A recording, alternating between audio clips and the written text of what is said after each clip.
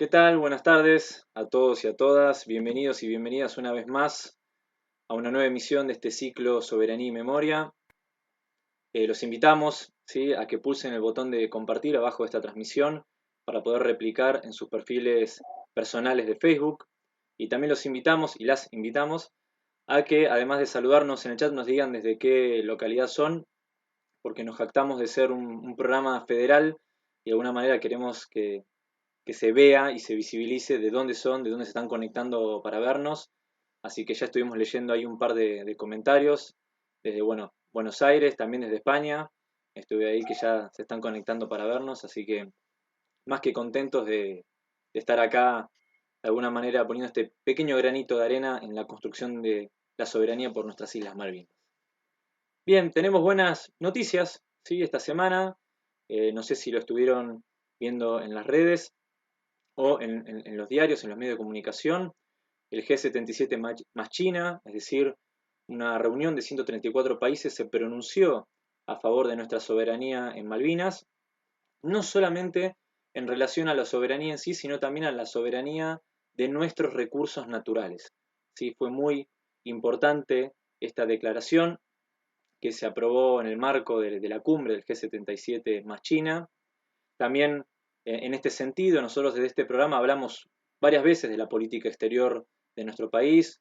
Los y las invitamos no solamente a ver las charlas anteriores que se encuentran en el inicio de nuestra página de Facebook, sino también aquellas que subimos en nuestro canal de YouTube, y particularmente para ahondar un poco más en lo que es las vinculaciones de nuestro país con la política exterior de estas cumbres internacionales. Recomendamos ver la primera charla de esta emisión que le hicimos el 1 de mayo con nuestro compañero, colega y amigo Uriel Ehrlich, que a su vez, como si fuera poco, además de ser un experto en política internacional y especialmente de Malvinas, también estuvo investigando la temática que vamos a abordar el programa de hoy, así que le mandamos un fuerte abrazo a Uriel y nos estaremos encontrando más temprano que tarde y lo más pronto posible.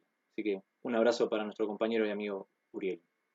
También los y las invitamos a seguir nuestras redes en Instagram, en Twitter, ya supongo que ya nos siguen acá en Facebook, y que estén al tanto la semana que viene porque posiblemente haya novedades de nuestro museo, así que los invitamos a estar atentos y atentas ante las novedades, ¿sí?, de nuestro querido Museo Malvinas. Bien, hoy es 13 de noviembre, una efeméride especial tenemos hoy, es el natalicio, ¿sí?, de Arturo Jaureche, nacido en Lincoln, provincia de Buenos Aires, por el cual el día de hoy, 13 de noviembre, se conmemora el Día del Pensamiento Nacional. Así que saludamos a todos aquellas y aquellas que hacen también soberanía desde el plano del pensamiento nacional y nuestras ideas. Bien, habrán visto ya el flyer, más que convocante, es un tema más que interesante y también ayornado a nuestros tiempos. Vamos a hablar de las mujeres que construyeron soberanía en Malvinas, y quién mejor que para hablar de este tema que nuestra compañera del museo que ya participó en este ciclo, licenciada en Ciencias Biológicas y participante del área de investigaciones y archivo, con nosotros, Silvina Gutiérrez. ¿Qué tal, Silvi? ¿Cómo andás? Hola Juan, hola a todos y todas. Buenas tardes, acá estamos nuevamente para tocar el tema de las mujeres de Malvinas. En realidad de las primeras mujeres de Malvinas, vamos a hablar. Exactamente, Vamos a empezar por hicimos allí. un breve recorte histórico porque nos ameritaría 2 programas como mínimo para poder abordar este tema. Ya un poco las imágenes del flyer fueron elocuentes, que vamos a hacer un breve recorte histórico, pero bueno, la idea es continuarlo en una próxima misión porque es un tema que, además de muy interesante y apasionante, es un tema que da para más de una emisión, así que ya de por sí estamos invitando a quienes nos están viendo a la próxima que hagamos en el futuro. Bien, Así es. Silvi, todo tuyo. Empezamos. Arrancamos. ¿Desde dónde empezamos? Cuando hablamos de mujeres que construyeron soberanía y Malvinas, ¿hasta dónde nos remontamos? ¿Por dónde empezamos? Vamos a empezar bastante atrás. Bastante atrás, Como ok. ya sabemos, a esta altura, el primer asentamiento que hubo en Malvinas fue justamente francés. Estuvo a cargo de Luis Antoine de Bougainville, que partió en su momento de Saint-Malo. Justamente de ahí viene el nombre Malvinas, que era de Malvinas, pasó a ser Malvinas. Este primer viaje que hizo con 2 fragatas, el Águila y la Esfinge, transportaba más de 300 personas que venían con víveres, con ganado, los famosos vacas y toros que se criaron en Malvinas. Los primeros los trajo justamente Bougainville en este viaje. Y también materiales de construcción, pues justamente iban a construir, a hacer un asentamiento permanente. Y si bien la mayoría de la tripulación eran hombres, oficiales, marineros, pilotos, grumetes, carpinteros y todos los que se dedicaban a la construcción, había 5 mujeres en este primer viaje, que pertenecían a 2 familias. Y hasta podría haber una sexta mujer, porque en este primer viaje hubo un recién nacido que nació en el viaje de Francia hasta Malvinas. No sabemos si fue hombre o mujer, pero en principio serían 5 las primeras mujeres que había en Malvinas. ¿Qué hicieron? Llegaron a las islas en 1764 y construyeron el famoso fuerte, que seguramente lo tenés ahí en una imagen, el fuerte de San Luis, en honor a Luis XV, que era el que promovía este viaje. Construyen el fuerte, construyen las viviendas para toda esta población que se iba a quedar ahí. Y de todos estos que fueron estos 300, solamente quedan 30. 30, en realidad son 29. 29 son los primeros colonos que quedan en forma permanente en las Malvinas, en las cuales estaban estas 2 familias con sus 5 mujeres. Y estas 2 familias eran acadienses, venían del Canadá francés. Bougainville, una vez que arma la colonia, arma el fuerte y deja todo como en funcionamiento, se vuelve a Francia a buscar más colonos, más víveres, para fortalecer este asentamiento que hicieron en Malvinas, con la excusa de que se ponían ellos porque estaba vacío y antes que vinieran los ingleses lo ocupaban ellos. Entonces ahí empezaron esta construcción. Esta colonia va aumentando, de hecho hace otros 2 viajes Bougainville y llega a tener 150 personas. 150 colonos eran los que estaban asentados en Malvinas, y también fue aumentando la población femenina, llegando más o menos a 20 mujeres. Cuando España llega a los oídos de que están los franceses asentados en Malvinas, por supuesto que protesta. Y le dan la razón, lo que fortalece justamente nuestra soberanía sobre las Islas Malvinas. Le dan la razón. Perdón, breve, que para quienes nos están viendo, que por ahí no están escuchando la historia de Malvinas del siglo XVIII por primera vez, para entender por qué las Malvinas son argentinas, primero hay que entender por qué fueron españolas, pero para entender por qué fueron españolas hay que entender por qué fueron, aunque sea en un breve periodo, francesas. ¿Sí? Las Islas Malvinas, este breve periodo de la ocupación francesa de Malvinas, aclaro ya que nos están viendo que no es en detrimento de la soberanía argentina, todo por el contrario, hay una continuidad entre lo que fue la soberanía francesa, la soberanía española y la que es la soberanía argentina. Pequeño paréntesis. Exacto, perfecto. Bueno, lo cierto es que Francia reconoce la soberanía española y tiene que devolver las islas a España. ¿Y a quién le encargan esto? También a Bougainville le encarga que haga esta entrega de las islas, que entregue todo lo que había en las islas, con lo cual también tiene un resarcimiento económico de más de 600.000 libras. En esta oportunidad, Bougainville parte de Francia con otras 2 naves, pero en este caso naves de guerra. La Budés y Etoile, que vendrían a ser algo como malhumorado, según entendí, y la Estrella, son las 2 naves de guerra con las que parte nuevamente a Malvinas para hacer esta entrega de las islas al gobierno que correspondía. Y es así cuando España nombra al primer gobernador de las islas, que es Felipe Ruiz Puente. Pero un dato acá que quiero agregar es que en este viaje, en estas fragatas de guerra, sube una mujer. Pero como estaba prohibido que las mujeres subieran a los barcos de guerra, sube disfrazada de hombre. Esta mujer se llama Jeanne Barret y era botánica. Estaba muy interesada en hacer este viaje, no solamente porque iba a Malvinas, sino porque Luis XV había aceptado o estimulado que se haga el primer viaje de circunnavegación francesa.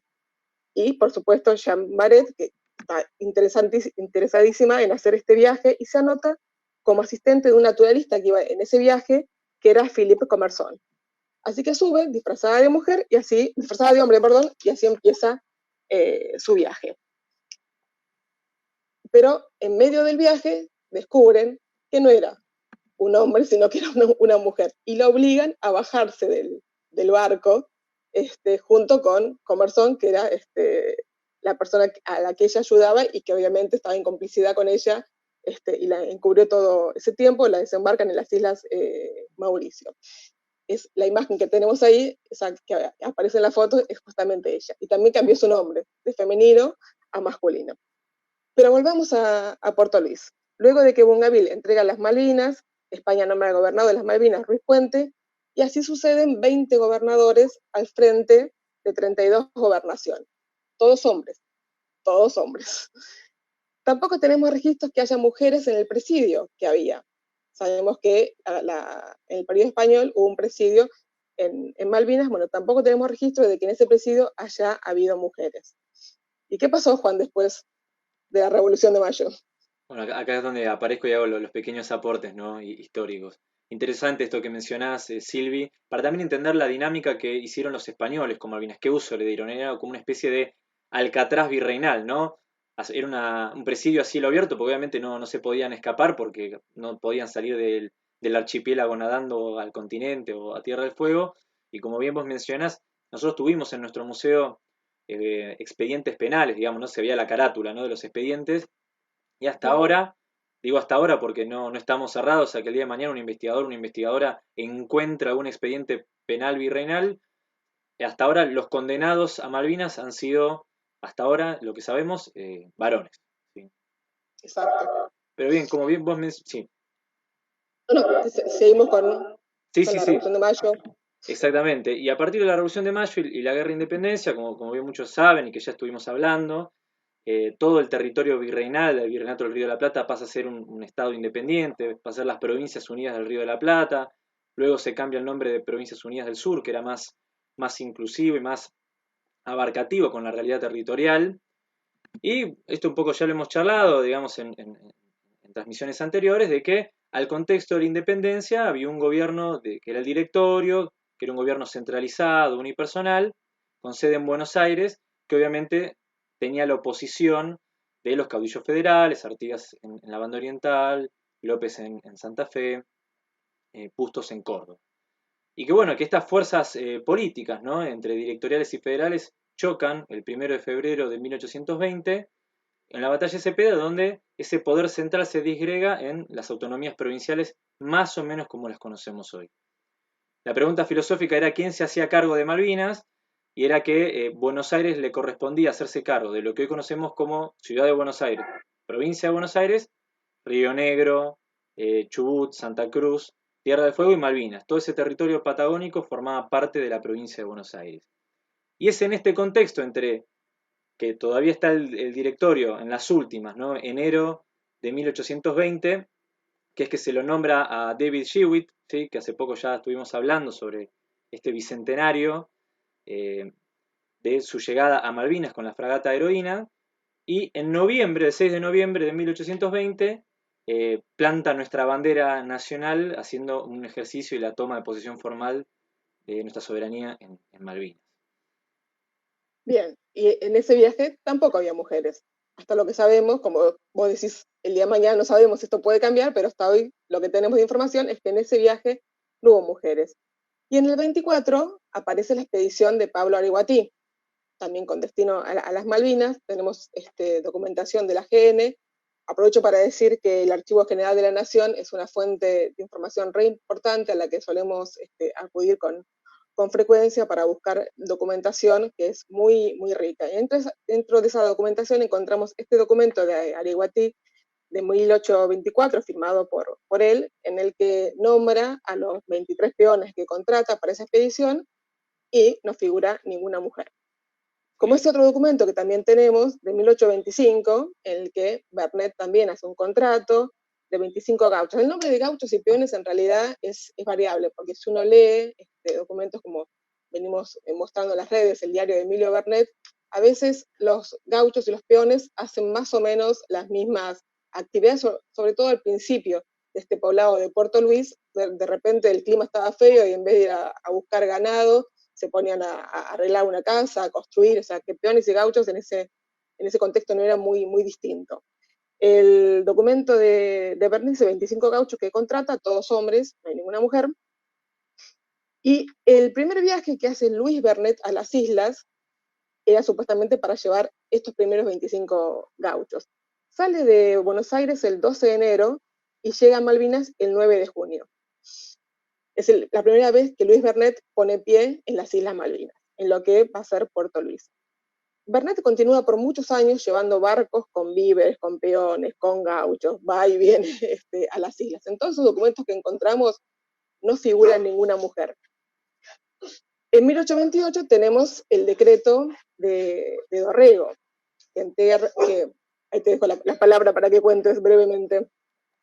Sí, ahí, digamos, para contextualizar ahí un poco y sumarte ahí lo que estás diciendo, eh, nosotros lo que estamos viendo que a lo largo de 1820, así como había una convulsión entre dictatoriales y federales, ya en 1820 está la discusión entre unitarios y federales, ¿sí? El clásico, ¿no? Del Boca River de nuestras guerras civiles, pero que a pesar de eso había una continuidad de ejercicio de soberanía, Malvinas como política de Estado. Y a pesar de que todavía estamos en plena guerra de Brasil, dato no menor, estamos en un conflicto externo respecto de la soberanía de la banda oriental, en 1828... Perdón, justamente por eso, por la guerra que teníamos con Brasil, es que sale en enero Bernet y llega en junio a Malvinas, claro, porque en el medio hubo algunos acontecimientos que le complicaron la llegada. Claro, y eso también nos sirve para entender también ciertas complicaciones que había de la navegación de la época, ¿no? El viaje de Shiwi también fue muy accidentado, tardó varios meses en llegar a Malvinas, y como bien vos mencionás, también Bernet sufrió estos avatares fruto del contexto, ¿sí? Político. Y es que en 1828, este decreto en la época de la gobernación bonaerense de Dorrego, firmado también por Balcarce, que se hace y se reanuda las concesiones de tierras de Malvinas a Bernet, con esta idea de consolidar, desde el punto de vista económico sobre todo, la soberanía argentina en Malvinas. Bien. Y justamente era que Bernet forme una población permanente en las islas. Entonces, así como decíamos que lleva peones, lleva gauchos todo el tiempo, materiales, construcción, víveres y demás para la población, tenemos otro documento del AGN, que difundimos también a través del diario de Emilio Bernet, que en 1828 lleva negros y negras desde Carmen de Patagones, provincia de Río Negro, a Puerto Luis. Y así queda reflejado en el diario, que tenemos ahí el flyer, ¿no? Que dice, el martes 2 de septiembre del 28, tiempo lluvioso, con viento sureste, esta tarde entró aquí la polaca Luisa y su capitán Morris, comprando y despachado por Luis Bernet, obviamente, del Río Negro para acá, con 19 negros y 12 negras a bordo. Estas 12 negras fueron las primeras mujeres en llegar a Malvinas. Allí también se casaron y tuvieron hijos, por eso también pusimos en el flyer lo que relata Emilio el domingo 25 de octubre de 1829. Buen tiempo, con viento fresco del sur-suroeste, se efectúa el casamiento de los morenos Antonio y Marta, después del cual había baile de negros hasta tarde de la noche. Estos son los primeros registros que tenemos de las primeras mujeres que llegaron a Puerto Luis. Y acá también hacemos una mención a María Remedios.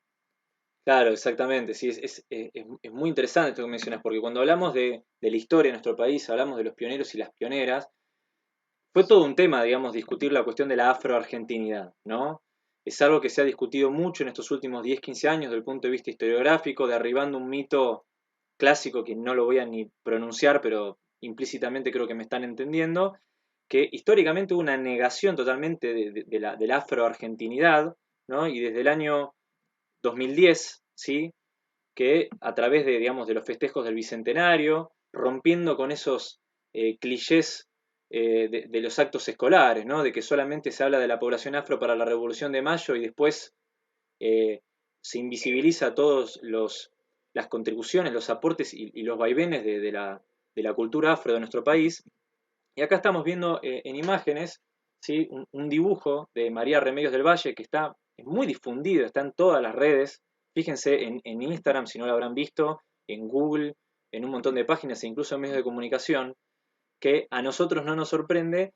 Este dibujo es de autoría de una compañera del museo, Colores, ¿sí? María Colores, que si nos está viendo también le mandamos un saludo, donde se realizó, digamos, este dibujo en el contexto de los festejos de carnaval de febrero del 2015. Nosotros tenemos en nuestro museo un panel dedicado a las mujeres de Malvinas, que bueno, lo vamos a ver al final de esta charla. Y del otro lado de ese panel tenemos un paralelismo con las mujeres de la patria, donde contamos con imágenes de Juana Zurduy, Manuela Pedraza, Petrona Simonino, quien peleó en Vuelta de Obligado, y incluimos la imagen de María Remedios del Valle en esos festejos de carnaval de febrero del 2015, para hacer, digamos, esta contribución, ¿sí? De nuestra historia y sí, de nuestra identidad nacional y malvinera respecto de la cultura afro.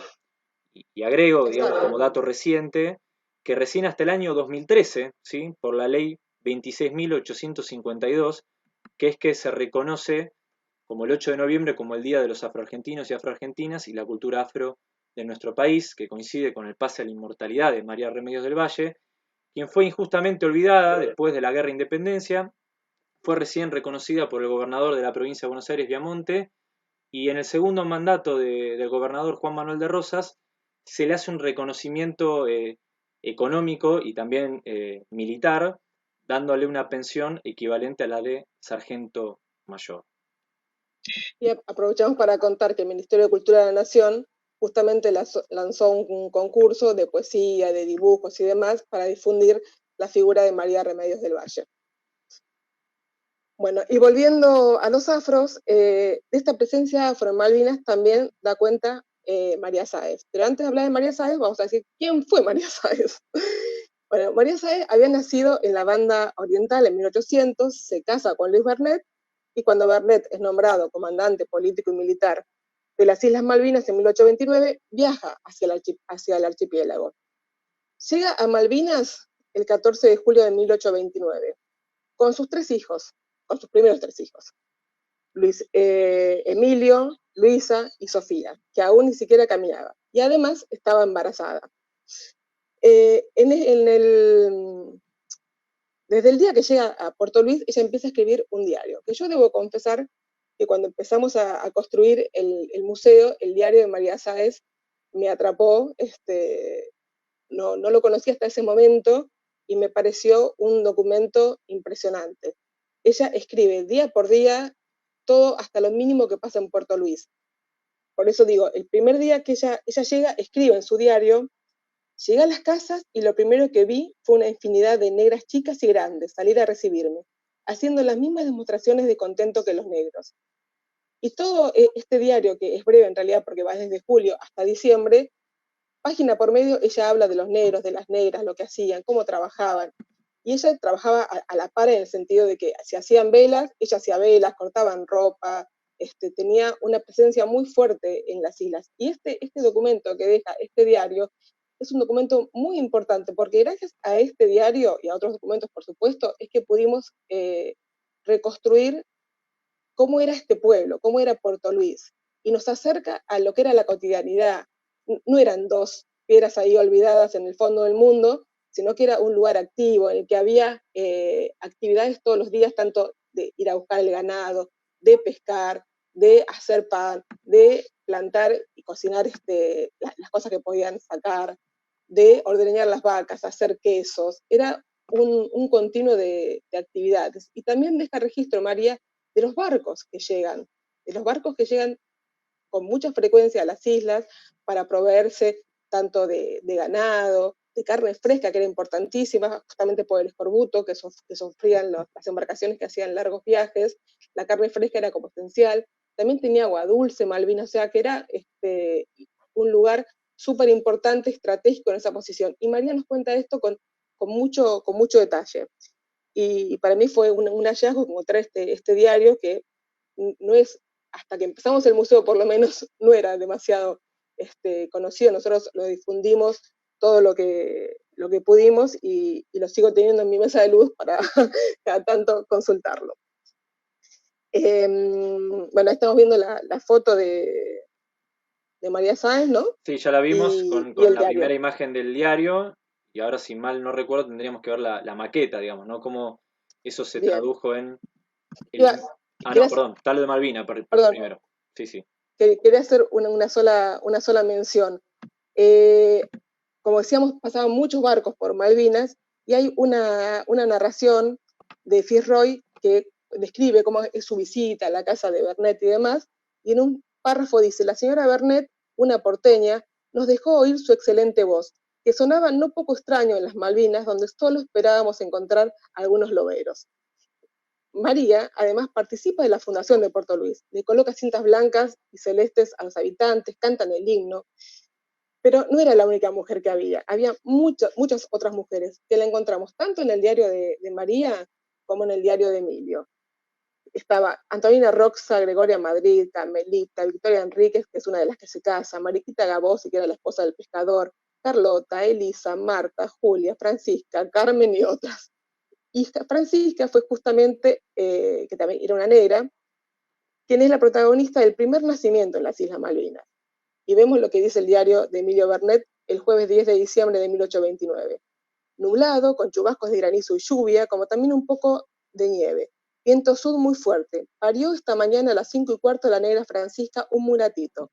Los negros pisaron cal, yo hice 2 docenas de velas de mole. Acá también ratificando que tanto María Sáenz como Emilio en este caso trabajaban todo el tiempo a la par de los peones, de los gauchos y del resto de la población de Malvinas.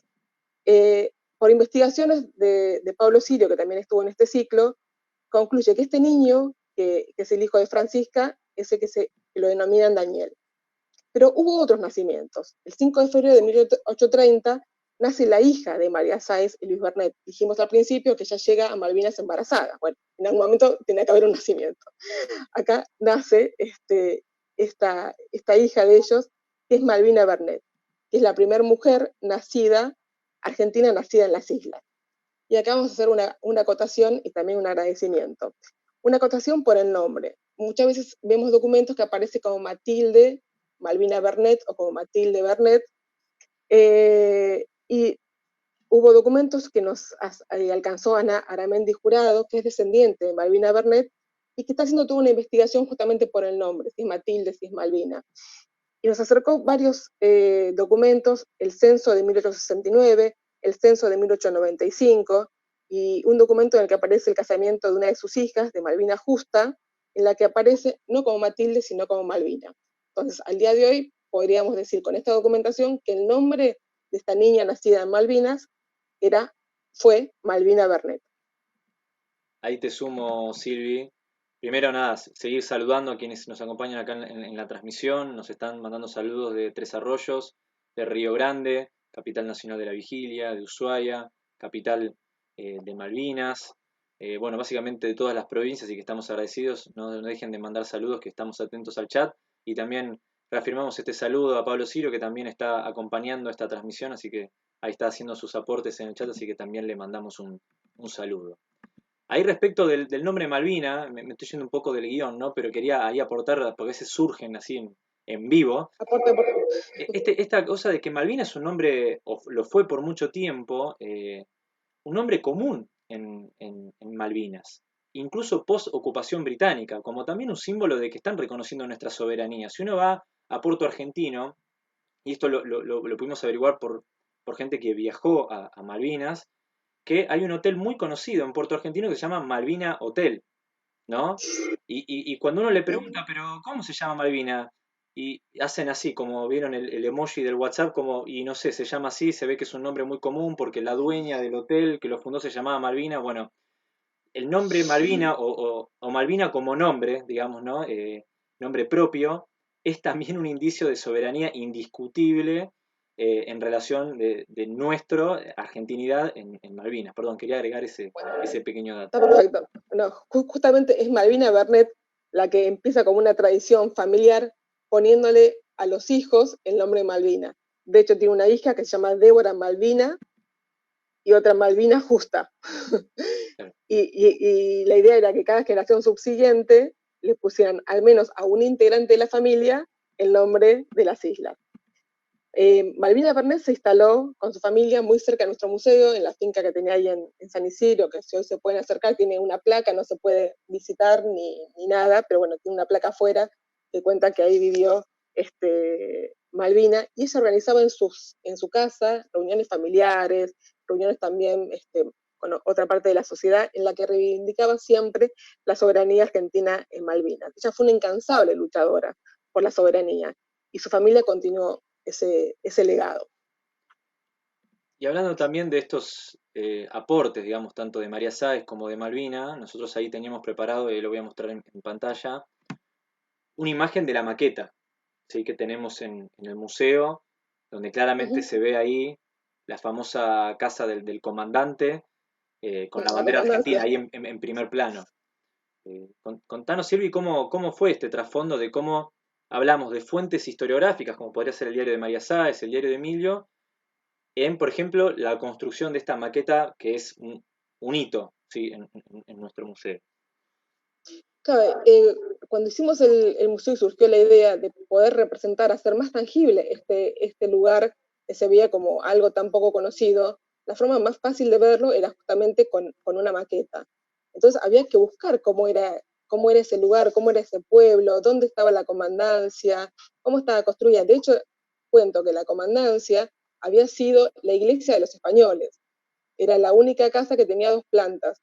Esa casa en la que se asienta Bernet con su familia había sido la antigua casa de la antigua iglesia de los españoles.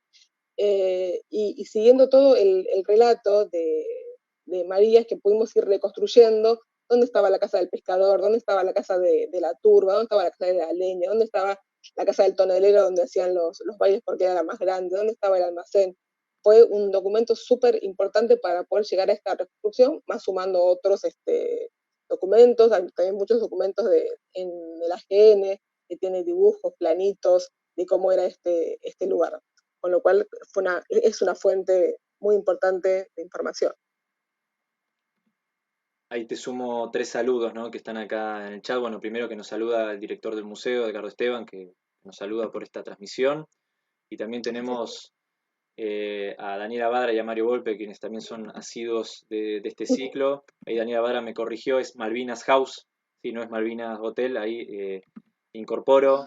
Y lo que acá menciona y aporta Mario Volpe es que desde 1859, que en la familia de Rosas, digamos, siempre el nombre Malvina estuvo presente en el árbol genealógico, así como un... Sí, sí, siempre hiciste con eso, Mario, me olvidé de mencionarlo.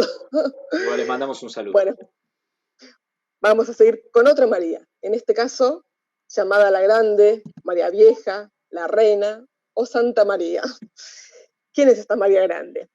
María Grande llega a Malvinas en 1831 para acordar con Bernet el intercambio comercial entre las islas y el continente. Pero vamos primero a saber quién es ella. Ella fue la cacica de los tehuelches, y lo digo así con A, cacica, así como está el rey y la reina, se dice cacica, no cacique, no es la cacique, es cacica. Entonces, María era la cacica de los tehuelches durante la primera mitad del siglo XIX. Sus dominios iban desde el estrecho de Magallanes hasta el Río Negro. Ejercía su liderazgo sobre más de 1000 hombres y mujeres, y durante todos sus años de cacicado, porque así se llama, reinó la paz en las costas de la Patagonia. Las tolderías donde ella estaba asentada era en las veras del río Santa Cruz, donde había 15 toldos que rodeaban al de María, y en ese lugar había 120 guerreros. Pero era una población que podríamos llamar seminómada. Su fecha de nacimiento y lugar no están demasiado claras, pero se calcula que habría nacido cerca de 1787. Ella fue descrita por muchos navegantes, por Weddell, por Fitzroy, por Parker King, por Darwin, que fue justamente la que la apodó Santa María, que describen cómo era la toldería, cómo estaban distribuidos alrededor de ella, su liderazgo, y también cuentan datos de color, como por ejemplo que usaba medallas, los aros que tenía eran medallas de la Virgen María, y que hacía una suerte de ceremonia con un crucifijo y un Cristo. Todos esos detalles lo cuentan estos navegantes que pasaban. Era una muy hábil comerciante, pero ¿por qué comerciaba con ellos? O sea, ¿por qué la venían a buscar? Era justamente lo que decíamos también antes con el tema de la carne, necesitaban tener carne fresca, y María tenía mucha provisión de carne de guanaco, pero quería otras cosas. O sea, ella entregaba carne de guanaco, pieles de guanacos, de zorrinos, y también dice pieles de león, Cuando habla pieles de león no se refiere al león africano, sino al puma. Esas son las pieles de león que ella tenía. ¿Y qué era lo que ella pedía? Ella buscaba espuelas, monturas, cuchillos, yerba, azúcar, alcohol. Incluso cuentan que cuando ella quería alcohol decía, mi Cristo quiere alcohol. Mostraba el Cristo como que era el que pedía el alcohol. Pero volviendo a Malvinas, María lo conoce a Vernet en 1823 en la península de Valdés, cuando ella estaba acompañada por más de 1000 indios. ¿Qué hacía Vernet en Península Valdés? Estaba justamente matando ganado vacuno para extraer la carne y los cueros, y veía que a lo lejos había muchos indios, más de 1000, que lo estaban mirando muy atentamente, esperando que llegue su cacique. Grande la sorpresa de Vernet cuando ve llegar que no era un hombre el que llegaba, sino una mujer. Y justamente es ella la que evita que esto pase a mayores, que haya un enfrentamiento más complicado, y logra empezar a comerciar. Como decíamos antes, todas la describen como una muy hábil comerciante, y es la que interviene para poner paños fríos a la situación y empezar una actividad comercial. Justamente por esta habilidad es que Vernet la apoda como María la Grande en referencia a Catalina II de Rusia y al gran liderazgo que tenía ante su comunidad. Pero pues ya cuando es comandante de Malvinas, Vernet ve como algo necesario poder estar en un contacto más fluido con el continente, sobre todo por los caballos. A Vernet le costó mucho, fue muy difícil llevar caballos desde Bahía Blanca más o menos hacia Malvinas. Era un viaje muy largo, los caballos se llevaban golpeados, porque a veces la navegación era difícil en esas aguas, llegaban golpeados, lastimados. Entonces él quería tener un punto lo más cercano al sur de la Patagonia continental para poder comerciar en ese punto, llevar madera, llevar carne vacuna, llevar todo lo que tenía en las islas, y a su vez proveerse de caballos, que era lo que más le interesaba. Es por eso que decide invitar a María la Grande, con este previo conocimiento que tenía, a que venga a Malvinas. Y ahí vemos también una carta del Archivo General de la Nación, en la que él le escribe a María, Luis Vernet, y se autodenomina Luis Corazón Bueno, y le escribe a María y le dice que quiere entablar contacto, que le invita a la isla. Bueno, finalmente esto ocurre. La van a buscar 2 colaboradores de Vernet en la goleta Unicorn para poder establecer este contacto. María llega con su comitiva. Llega a Puerto Luis el 15 de enero de 1831. Después de un viaje muy complicado, María no estaba acostumbrada a andar en caballo, con lo cual le impacta bastante esto de navegar, y tiene que estar como un día arriba del barco hasta que se calmen las aguas para poder bajar en las islas. Bueno, cuando baja a las islas es recibida como lo que era, una reina con todos los agasajos posibles. Le regalan frenos, espuelas, estribos hechos por el taller del herrero que había en Puerto Luis. Le convidan asado con cuero, toman vino, le regalan zapatos. Bueno, es toda una gran fiesta. Vernet declara feriado ese día para dedicarle toda la atención a María y sus acompañantes. Le regala un vestido azul, porque también ella pedía, cuando intercambiaba cosas, pedía avalorios y pedía vestidos de colores. O sea, acostumbrada a vestir con pieles de animales, le llamaba la atención todo lo que era colorido, pedía vestidos azules, vestidos rojos. La visita dura 15 días en Malvinas, pero este acuerdo comercial que pretendía establecer Vernet lamentablemente no llega a concretarse debido al ataque norteamericano primero y la subversión británica posterior. Se cree que María murió en 1841 y cuenta la leyenda que se encendieron fogatas en toda la costa patagónica que duraron aproximadamente 3 días y 3 noches. Era alguien muy importante en todo lo que era la Patagonia meridional. Era un cacicazgo muy fuerte el que ella ejercía. Ahí te sumo, Silvi, esto que estás contando, que es más que interesante. Estoy viendo ahí los comentarios en el chat, están, digamos, ¿no? con una atención muy profunda con esto que estás mencionando.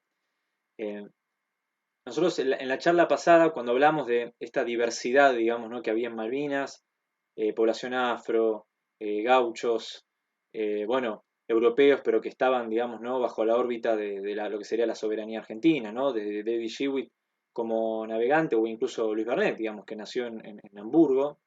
Esta idea de que, yo me atreví a adjetivarlo de esta manera, pero bueno, me hago cargo, que Malvinas era una comunidad organizada, ¿no? Sobre todo tomando en cuenta con las dificultades, no solo de llegar a Malvinas, la navegación de la época que bien lo describiste, sino también la diaria de Malvinas, ¿no? Era una tierra que necesitaba de esta construcción, ¿no? De forma mancomunada entre todos los actores sociales, digamos, ¿no? de Malvinas, y todos bajo una misma bandera, ¿no? Vos mencionabas lo de las identificaciones celestes y blancas, nosotros recordamos en emisiones anteriores lo que fue la, la- la- la celebración de la toma de lo que sería la jura por la comandancia que hizo Bernet, que está descrito en el diario de María Sáez, del 30 de agosto de 1829, celebrada con 21 cañonazos. Pero esto que estás mencionando en relación a María la Grande, cómo Malvinas se conecta. Primero con Buenos Aires, se sabe que la conexión de Malvinas-Buenos Aires era directa, porque era una comandancia dependiente de la gobernación de Buenos Aires, pero a su vez Malvinas con lo que sería la Patagonia continental. Estamos hablando de Santa Cruz, Río Negro, el sur de la provincia de Buenos Aires, mencionaste Bahía Blanca. Es decir, no había ningún tipo de dudas de esa integración, no solo al interior de las islas, sino entre las islas y el continente. No solamente expresado a través de la flora y la fauna, que eso lo charlamos en la transmisión anterior que hicimos en mayo de este año, sino también hay una integración humana entre las islas y el continente que abarca desde la población afro, la población gaucha y la población originaria, como le llamamos hoy en día. Sí, exacto, la correlación era total. Y todas estas historias eh, poco conocidas, ocultas, las empezamos a vislumbrar en el museo desde su inauguración, así como hablábamos en otro momento de Fitzgerald. ¿Quién conocía el viaje de Fitzgerald? No era muy conocido. A mí me hubiese gustado, me quedé con las ganas de preguntarle al hijo de Fitzgerald si él sabía dónde estaba el avión en el momento de que se inauguró el museo. Ellos estuvieron presentes en la inauguración, pero no llegamos a preguntarles si conocían esta historia de cómo había llegado el avión al museo, si ellos le habían perdido la pista en algún momento, si sabían dónde estaba. O lo mismo que la carta de San Martín. ¿Quién hablaba de la de San Martín y Malvinas antes de la inauguración del museo? No había mucha información. El museo empieza a visibilizar todas estas historias ocultas, estas pequeñas historias que hacen a la reafirmación de la soberanía argentina sobre las Islas Malvinas, igual que el caso de otra mujer importante, que fue Cristina Berrier, que fue la única mujer del operativo Cóndor, lo mismo que las maestras que viajaron del continente a las islas a enseñar castellano en el periodo anterior a la guerra, las enfermeras instrumentadoras quirúrgicas que aprovechamos para hacerle un homenaje que tantas vidas salvaron y fueron tan importantes en ese momento, como las mujeres de la Marina Mercante, de las que también habló en su momento Juan Terranova, que había oficiales, cadetes, radiotelegrafistas, que cumplieron roles muy importantes. Todas estas mujeres, como habías dicho antes, la visibilizamos en ese panel que llamamos las valientes de Malvinas. Rescatar las biografías de estas mujeres es un imperativo histórico para nosotros y resaltamos que fue justamente una mujer, Cristina Fernández de Kirchner, la presidenta que concretó la creación del primer Museo Nacional dedicado a reivindicar la causa Malvinas. Por supuesto que hay muchas más mujeres, como habías dicho al principio, que nos gustaría seguir hablando, todas las mujeres del siglo XX, las mujeres de la Antártida. La historia de Mabel Motet también es muy interesante, pero ya la vamos a abordar en otro momento con más detalle, o la historia del busto de Vita, que estaba en Antártida. Hay otras muchas historias de mujeres que vamos a seguir hablando seguramente el próximo año, porque el calendario este año ya está completo. Pero bueno, estas son las historias que quisimos contar hoy. Bueno, estamos viendo en imágenes, ¿no? La imagen de nuestra actual vicepresidenta, expresidenta de la Nación, quien fue la primera presidenta electa encabezando la fórmula en el año 2007, la primera mujer presidenta reelecta de nuestra historia.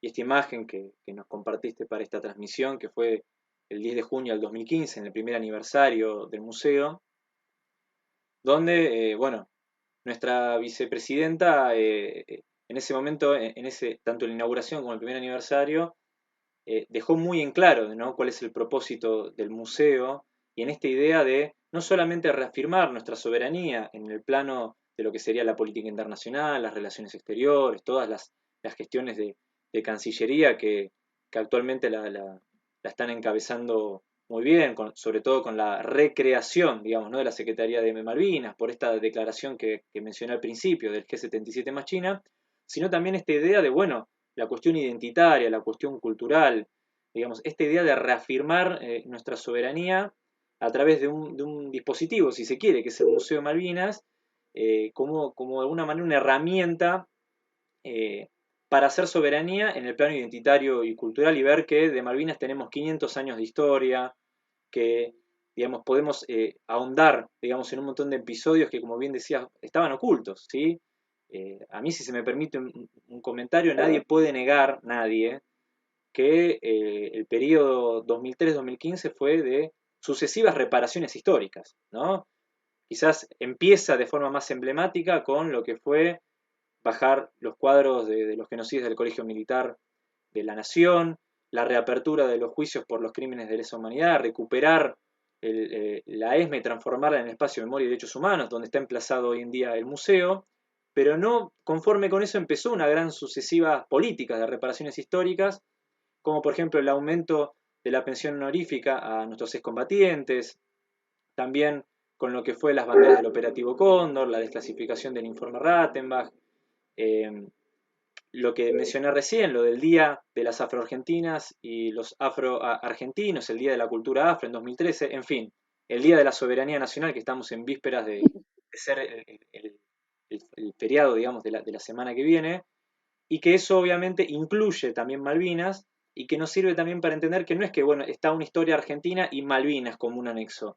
La Argentina es una sola, ¿sí?, desde el norte hasta el polo sur, incluido por supuesto Malvinas, Georgias del Sur y Sancho del Sur, y en este camino de construcción de soberanía, los aportes de la historia, en esta construcción identitaria, eh, como una herramienta de reivindicación de soberanía, y bueno, de acá este hermoso recorrido que vimos en esta charla de las mujeres que construyeron soberanía, siglo XVIII, siglo XIX, y todavía nos queda hablar del siglo XX y del siglo XXI, que ya un poco hicimos un adelanto.